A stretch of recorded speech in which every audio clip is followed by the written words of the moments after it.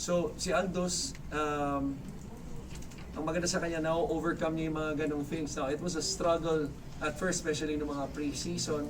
These are, teenagers. So, may mga times na, kailangan nila ng, in a way, parang comfort, but at the same time, kailangan din nila ng konting push, no? So, from kay Coach Gold and from sa amin sa staff. So, yun ang kagandahan ng nakikita namin sa kanya, sa growth niya ngayon. Especially, he's only in his second year. Tama ba? Second year? Tama. Yeah. Siyempre CJ kasi he always reminds me na like ano yung role ko sa team. So I just stick with it. Kumaga, atay ako ng effort. And well, CJ kasi tawag dito, hindi siya yung parang nag-sugar coating. Mas sinasabi talaga sa'yo yung gusto niya sabihin. So si CJ.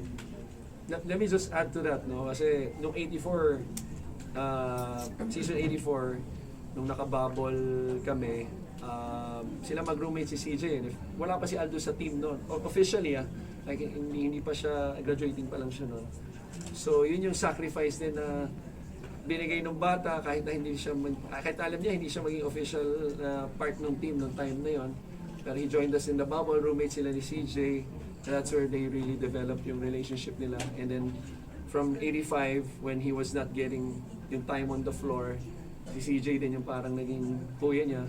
And dapat lang kasi siya lang din yung born 1999. Kuya talaga yan, si Captain Cancino. Congratulations, Coach.